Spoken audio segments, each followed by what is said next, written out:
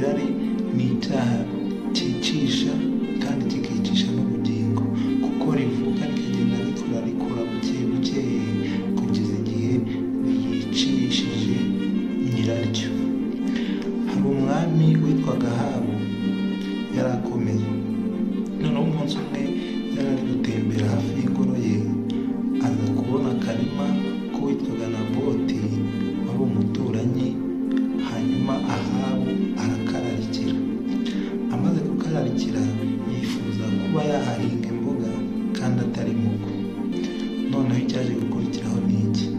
Yaje kubwira Naboti ati, reka aka karima kawe nakuguranire, nguhe hirya aha haruta kuba hanini, cyangwa se umbwire ibiguzi byaho maguhe, nindangiza mbiguhe. Naboti wari umurage yari yarazwe n'abasekuruza be.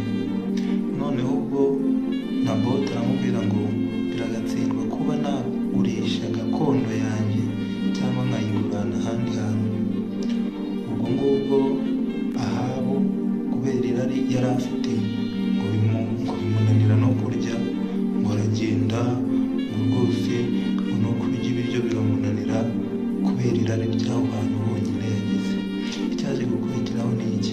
Umugore we yaje kumubaza ati, kubera icyo utari kurya kandi nateguye neza amafunguro ukunda? Ahabu ati, uriya muturage rwose yamutakaje, yambabaje, kubera ko nyamwatsi hari ahantu nabonaga twari dukwiye kuhahinga imboga ariko yahanyimye. Ubwo rero nicyo kintu kiri kuntera gutuma ibiryo biri kunanira. Abagore we jya ushatse gukora ikintu icyo ari cyo cyose cyahita gituma amushimisha, amubwira ati, icyo gisubizo rwose ndagifite, ahubwo we icara utuze, njye mfite uko ndaza kubikora, hanyuma hari ahantu ukahabona. Ati yaje kubigenza ati, yagiye mu biro by'umwami yandikisha inzandiko zose mu izina ry'umugabo we, mu izina ry'umwami. Arangije atumira abakuru b'ibihugu b'ubwo bwami, atumira abatware bose, bategura umunsi w'amasengesho. Hanyuma uwo mugore witwaga Yezebeli wari umugore wa Ahabu abwira abandi bagabo,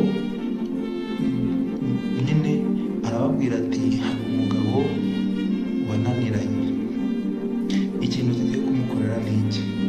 Iyo basengaga bakamenya ko hari inkomyi iri kuba igatuma amasengesho yabo atumva, barayishakaga.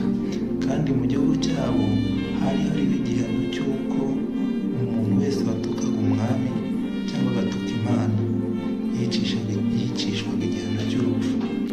Uwo mugore arangije ngo abwira abagabo b'ingoryi ati, nidusenga tuzabaza impamvu amasengesho yacu Imana itari kuyumva. Namwe icyo gihe muzahita muhaguruka mushinje Naboti yuko hari umuntu utigeze wihana icyaha yakoze, aricyo kiri gutuma amasengesho yacu atari kumva. Muzahite muvuga ko mwabyumvishe atuka Imana agatuka n'umwami, natwe tuzahita tumutera amabuye apfe. Uyu munsi rero baramutegura, uraba, ayo masengesho araba. Hanyuma mu gusoza kwayo baravuga ati, kubera iki ubundi amasengesho yacu Imana itari kuyumva? Hanyuma ba bagabo b'ibigoryi bahita bavuga ati, hari uwo mugabo tutigeze twumva yihana kandi ibyaha yakoze. Ati, uwo mugabo ninde? Na Naboti nyine urumva nawe yari ahari.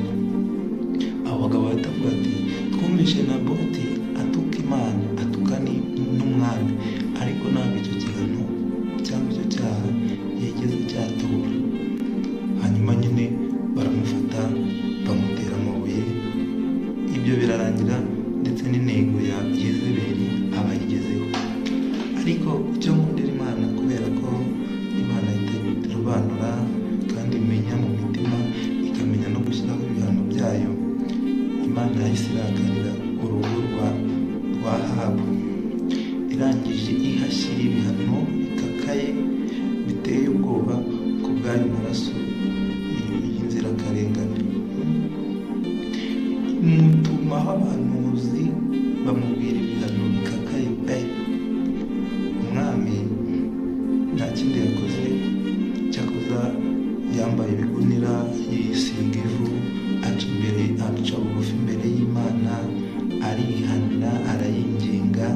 Imana iradohora imukuraho ibihano yari yateganyije ku muryango we, hanyuma imuha